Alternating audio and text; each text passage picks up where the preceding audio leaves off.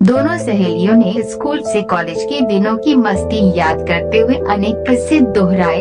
दोस्ती की अतरंगता का फायदा उठाते हुए पुराने गड़े हुए किस्से उखाड़े गए। कॉलेज के दिनों में नूपुर के मुरीद रहे संजय की याद की गई, जो नूपुर के पीछे वाली डेस्क पर बैठता था, जिसकी डायरी के पीछे के पन्नों में दिल के भीतर एक तीर बना रहता था।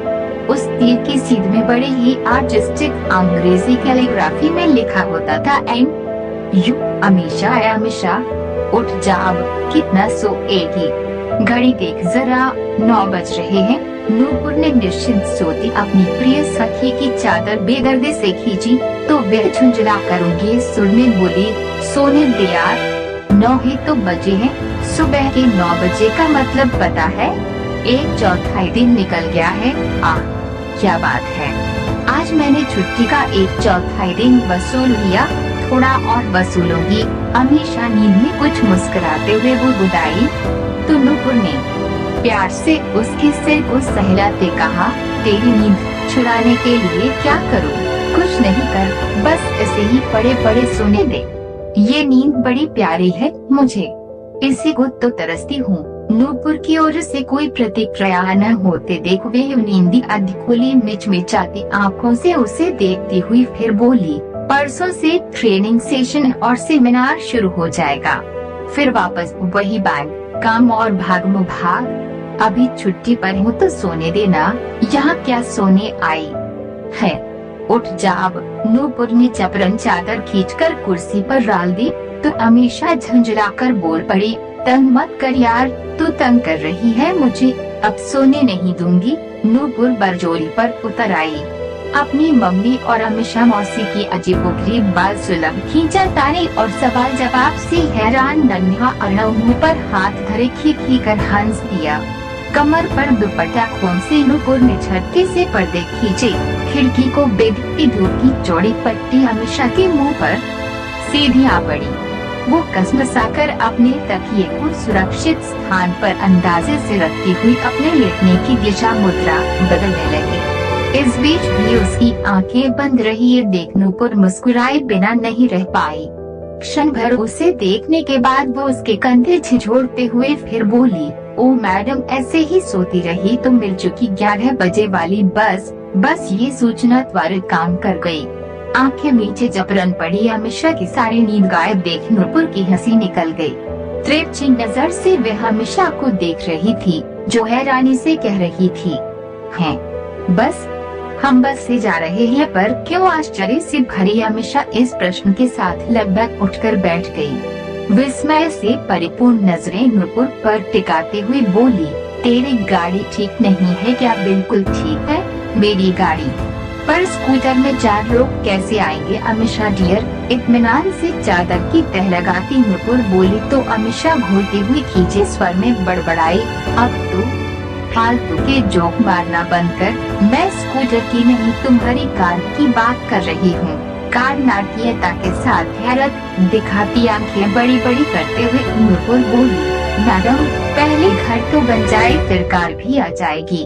आ जाएगी मतलब कार नहीं है क्या? फिलहाल तो नहीं है। नूपुर के चेहरे पर निर्विकार भाव आए और बड़ी शांति से वे उसके बिस्तर पर तकियों की दिशा और दिशा सुधारने लगी।